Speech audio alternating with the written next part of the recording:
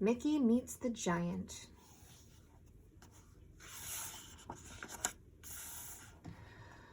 Once upon a time, there lived a brave woodcutter named Mickey. His work took him from place to place. One day, he came to a pretty town. It was called Cedar Grove. These hills are just full of sweet-smelling trees, he thought. I can sell that wood. I'll make a lot of money. But first, I must be sure that my axe is sharp. So the woodcutter walked through the streets of the town. There were many people in the street, and everyone looked very upset. "Whatever will happen to us?" woman cried. "We must find someone who can beat the giant," yelled a man. "Why is everyone so afraid of this giant? What has he done?" asked Mickey. The people told him about a night when the giant decided to have a little fun. While they lay sleeping, the giant began to whistle. When he whistled, the wind blew. He whistled through their windows. The wind blew through their homes. It blew all the sleeping people right out of their beds. Mickey didn't like that story very much, and he didn't like the next one at all. One day the giant wanted to play. He jumped rope in the fields. They had just been planted. He made footprints all over the fields. And that night it rained. The next day the fields were covered with foot-shaped lakes. When the giant saw that his footprints filled with water, he began to laugh. He laughed so hard that he fell down. He rolled on the ground. He laughed some more. Everything for miles around shook as he laughed. This was too much for the animals in the forest. They were so afraid that they ran for their lives.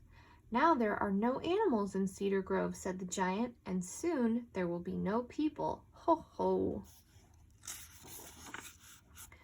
What a terrible giant, thought Mickey. Just then, a wagon came racing into town. The driver jumped to the ground. He told Mickey his story. "I was taking my family away from Cedar Grove, but a huge boulder rolled right onto the road. It was so big, there was no way around it. I looked up to see where it came from, and there stood the giant." The giant laughed very hard when he saw that I was afraid. His laugh was as loud as thunder. My horse was so scared that he turned right around. He ran as fast as he could back here to Cedar Grove. There's a horse running. The giant had blocked the only way out of town. Now the people of Cedar Grove were trapped. The brave woodcutter had heard enough. "Let me face the giant," he said. "I have beaten bullies before, and I'll do it again." But everyone laughed at the woodcutter. "You could not beat this giant," said a very kind policeman, "but I do think you must be a very brave young man." "Stan Doolittle is the man to do this," said the policeman. I think there's Stan. "I remember the time that Stan ran a mean old bear out of Cedar Grove. Stan stepped to the front. I will show the giant who is boss." But it was not long before Stan came running home. He was dripping wet, and he was very upset. The giant had picked up poor Stan by his hair, and he had dropped Stan right into a cup of tea. So the people called a town meeting. This time they picked the tallest man in Cedar Grove to challenge the giant. But Tall Tom was not a brave man. He did not want to meet the giant. But at last, he went off.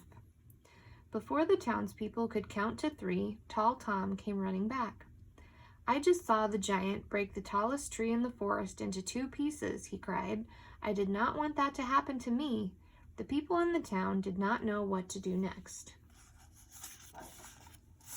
"That does it. I'm going to beat that giant," said Mickey. "I may be small, but I am not afraid. Before I go, I'll need 3 things. I'll need a bag, I'll need a drinking straw, and I need the whitest, roundest cheese in town. I have a plan." The people wondered what the things the woodcutter wanted were for, but they gave him what he asked for. Then they told him how to find the giant. There's the cheese. When the woodcutter got to the giant's cave, he looked everywhere, but he could not find the giant, so he walked into the deep, dark cave. There he found bats and rats, but there was no sign of the giant. The woodcutter decided to wait for the giant. He hopped onto a rock outside the cave. Just then the rock began to shake. "Oh, what's going on here?" cried Mickey. "That's not a rock, that's a big foot." "Ho, ho, ho," came a rumbling noise from above. The woodcutter looked up and up and up. "Oh, I see," Mickey said. "You must be the giant." "Well, I'm very glad to meet you," said Mickey in a small voice. "You mean you're not afraid of me?" asked the giant. "Afraid of you? Why, I'm here to challenge you," said Mickey. "Ho, ho, ho," thundered the giant. "Bigger men than you have tried to beat me. They have failed. I'll just have to show you how strong I am." "Watch this," roared the giant. Then he wrapped his huge hand around the widest tree in the forest. He pulled it up as if it were a carrot from a garden. "And this," he said, and he pounded his huge hand on the ground. The ground came apart and it became a deep, long canyon. "Now it is my turn," said Mickey to the giant. "Watch how far I can blow this leaf." "Ugh, a leaf," yelled the giant. "I could blow down 50 trees with one breath." And the giant took a deep breath. Whoosh! There lay 50 trees on the forest floor. Mickey now knew his plan would work. "Not bad," he told the giant. "Now it is my turn. Watch how far I throw this stone." "Well, that's just a pebble," said the giant. "Step aside." The giant bent down to pick up a boulder. "Oh, that's such a tiny rock," cried Mickey. "Why not throw the one over there?" Mickey pointed to the very boulder that was blocking the road to Cedar Grove. The giant gathered all his strength. He threw that boulder far, far away, and now the road was not blocked. "Oh, my plan is working better than I had hoped," Mickey thought. He reached into his bag and he pulled out the straw. "Watch this," he said to the giant. "I'm going to drink all the water in this pond."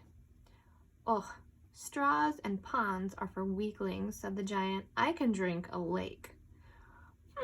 Can you drink all those foot-shaped lakes in the planting fields?" asked Mickey. "Watch me," said the giant.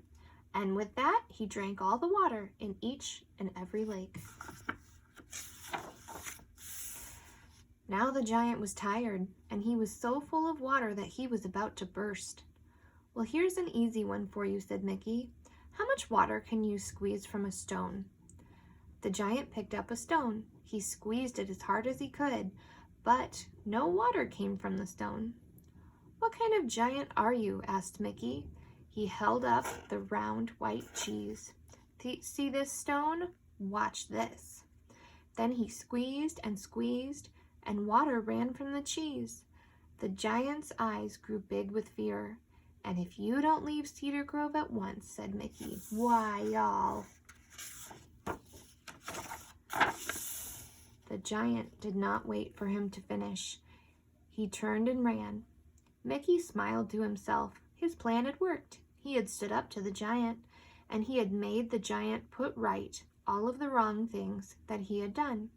Quickly he went back to town. He told the people what he had done. They cheered Mickey for his courage.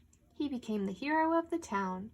From that time on, the people of Cedar Grove lived in peace, and the giant was never heard from again. The end.